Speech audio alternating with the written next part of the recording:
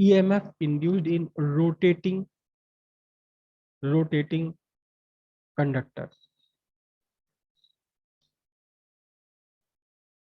EMF induced across a rotating conductor. Across a rotating conductor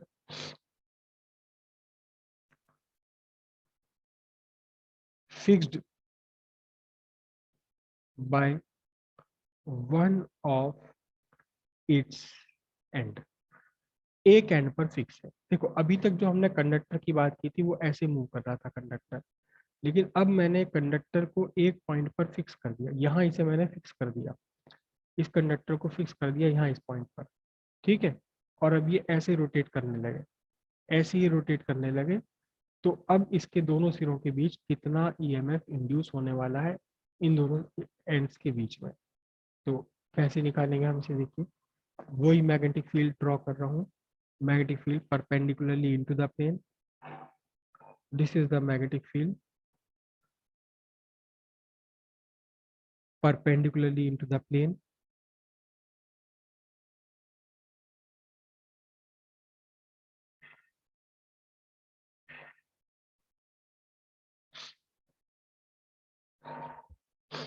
एक rod इसमें घूम रही है, एक one end of the rod is fixed and the other end is rotating. एक circle बना करके रॉड यहाँ रोटेट कर रही है, एक सर्किल बना करके यहाँ रोटेट कर रही है रॉड आपकी।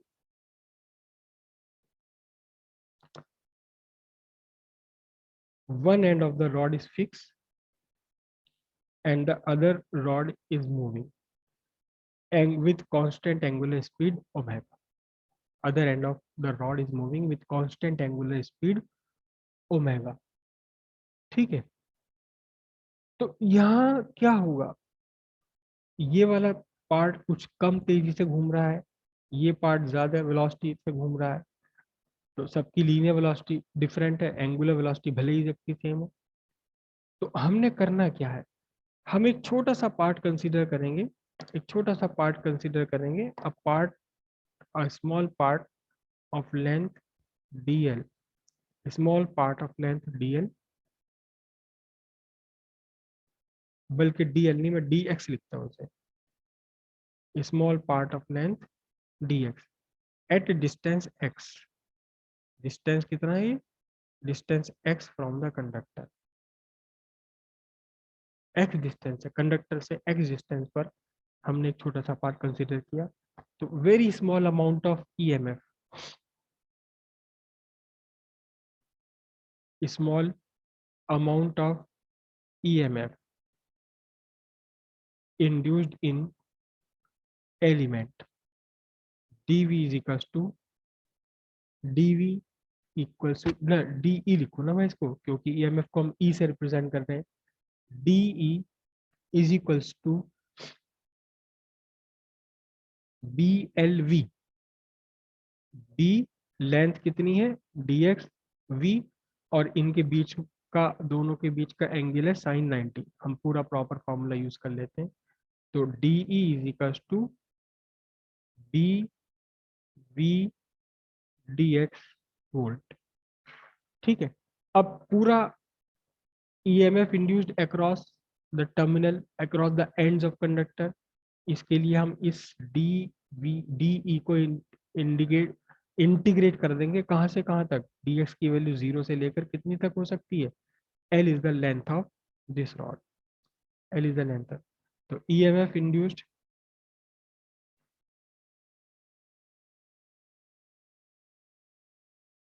across the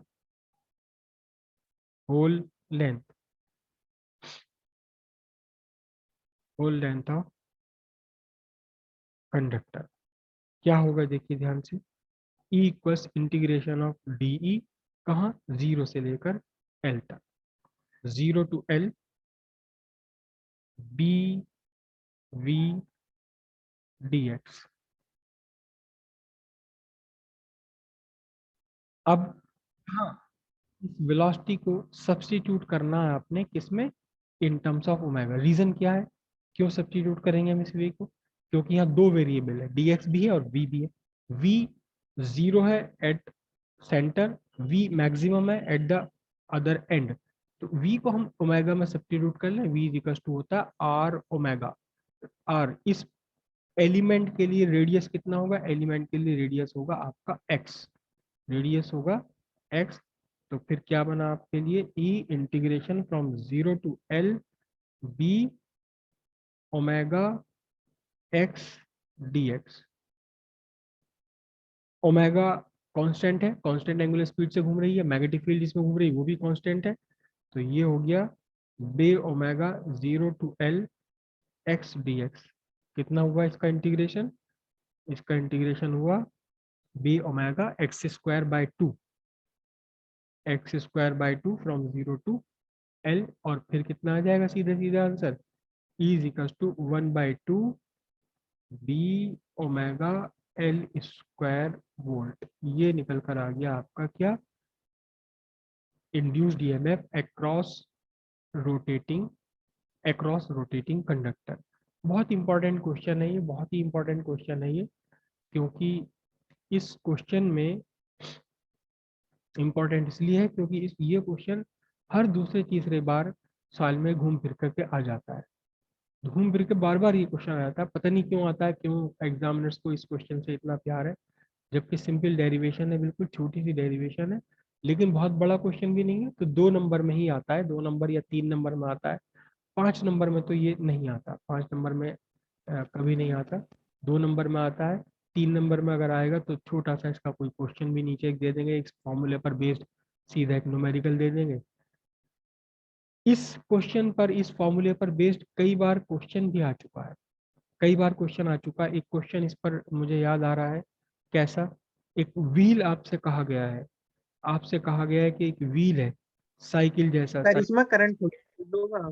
करंट इंड्यूस नहीं होगा इसमें, ईएमएफ इंड्यूस होगा। करंट तो तब तक यस इंड्यूस सर। नहीं हो सकता जब तक कि सर्किट के एंड्स आपके क्लोज ना हो। बस हाँ, ईएमएफ इंड्यूस होकर रह जाएगा। ध्यान से देखिए, फिर वही बात आ रही है कि यहाँ मैग्नेटिक फ्लक्स में कोई चेंज नहीं हो रहा, there is no change in magnetic flux. क्यों, क्योंकि ये तो थिन है, ये तो पतला तार है, बिल्कुल थिन कंडक्टर है ये। तो हम अगर कहें कि भी एरिया कोई चेंज ही नहीं हो रहा है, यहाँ से जा रही है, लेकिन क्या हो रहा है, ध्यान से देखिए, जब ये कंडक्टर मूव कर रहा है, it is intercepting the magnetic field line, magnetic field line को काट रहा है ये। जब मैग्नेटिक फील्ड लाइन को इंटरसेक्ट करेगा, ईएमएफ इंड्यूस हो जाएगा, करंट इंड्यूस नहीं होगी जब तक मैग्नेटिक फ्लक्स चेंज ना हो। क्योंकि एक्चुअली लेंज ने कहा था मैग्नेटिक फ्लक्स चेंज करने के लिए आपको वर्क करना पड़ेगा, that work appear in the form of energy, electric energy. लेकिन यहाँ देखिए, no one has to do some work, no one has to do work, nothing will, no energy will gain hair.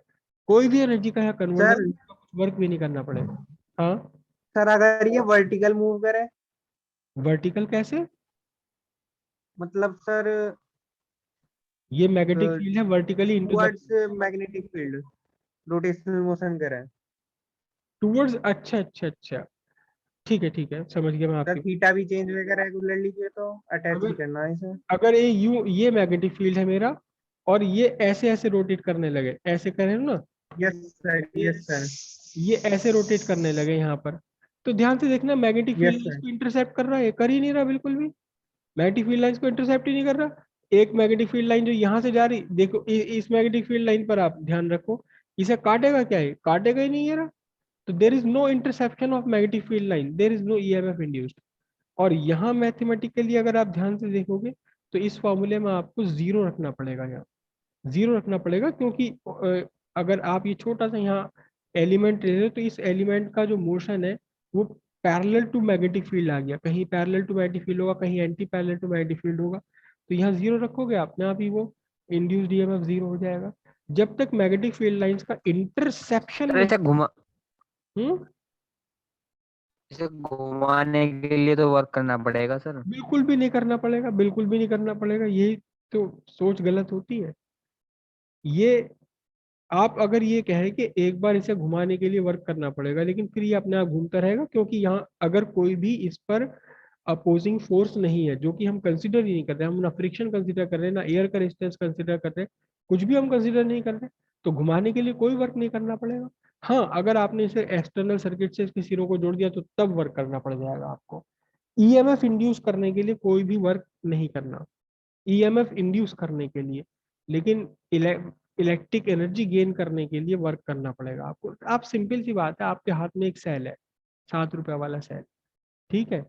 अगर मैं ये मान लूं कि इसमें कोई केमिकल चेंजेस नहीं हो रहे, तो रखे रखो इसे 1 साल 2 साल 10 साल, खराब हो जाएगा, एग्जॉस्ट हो जाएगा ये। क्यों? क्योंकि इस सेल को कुछ भी काम नहीं करना पड़ रहा, जबकि ईएमएफ तो है इसके अक्रॉस, सेल के अक्रॉस 1.45 का वोल्टेज बना हुआ है, ईएमएफ है, लेकिन कम तो इसे कुछ भी नहीं करना पड़ रहा, तो इसकी केमिकल एनर्जी इसके अंदर ही रहेगी। तो जैसे ये घूमेगी रॉड आपकी, there is no nothing to do, nothing to do, तो no work is done, no force is required to just maintain the rotational motion. यहाँ एक बार तो करना ही पड़ेगा जब इसे आप स्टार्ट करेंगे, वो भी एक्चुअली जीरो ही वर्क होगा, वो अभी समझ में आएगा आपको, या समझ आ जाएगा, क्योंकि रोटेट करने में मैग्नेट टॉर्क इस पे अप्लाई करना पड़ेगा आपको, टॉर्क की रोटेशनल मोशन है, टॉर्क अप्लाई करना पड़ेगा आपको, एक सर्टेन एंगल थीटा हुआ तो टी टॉर्क डी थीटा आपको ये वर्क करना पड़ जाएगा। लेकिन एक बार जब इसने मोमेंटम गेन कर लिया तो फिर जो का त्यों रहेगा, हाँ इसकी स्पीड इंक्रीज या डिक्रीज करने के लिए आपको वर्क करना पड़ेगा अगेंस्ट टॉर्क, टॉर्क के द्वारा। एनीवे, तो क्वेश्चन इसका क्या आया था? क्वेश्चन ये आया था कि एक व्हील है, साइकिल का व्हील है, और ये स्पोक लगे हुए हैं, 24 स्पोक या 10 स्पोक या 20 स्पोक जो भी कहा था। तो इस व्हील के एक्सिल और रिम और एक्सिल के बीच में इंड्यूस्ड ईएमएफ फाइंड करना था। सिंपल सी बात है भाई, देखो ये अगर एक सेल की तरह काम करेगा तो ये वाला भी एक सेल की तरह से काम कर जाएगा, और ये वाला स्पोक भी एक सेल की तरह काम करेगा, और ये वाला स्पोक भी सेल की तरह काम करेगा। ध्यान से देखना, इन सारे सेल का एक सिरा पॉजिटिव यहाँ है तो दूसरा सिरा निगेटिव बाहर जुड़ा हुआ है, तो ईएमएफ सारे पैरेलल में लगे हुए, देयर इज नो इंक्रीज और डिक्रीज और चेंज इन ईएमएफ। जैसा कि एक सिंगल स्पोक में, सिंगल कंडक्टर में ईएमएफ इंड्यूस होगा, उतना ही ईएमएफ इंड्यूस होगा इसमें, चाहे 10 लगा लो स्पोक, या 20 लगा लो, 50 लगा लो, across the axle and the rim. Axle और रिम के बीच में उतना ही ईएमएफ रहेगा जितना एक स्पोक के अक्रॉस इंड्यूस होता है, चाहे 10 स्पोक लगे हो चाहे 20 स्पोक लगे हो। Reason, the spokes, the in virtual EMF induced EMF are connected parallel to each other, connected parallel to each other है, इसलिए ये EMF यहाँ इंक्रीज नहीं होगा, सारे EMF सेम होते हैं तो पैरेलल में EMF इंड्यूस नहीं होता, आप पहले ही जानते हैं, इंक्रीज नहीं होता, तो वही पैरेलल EMF रहेगा जितना किसी एक कंडक्टर के अक्रॉस हो सकता है।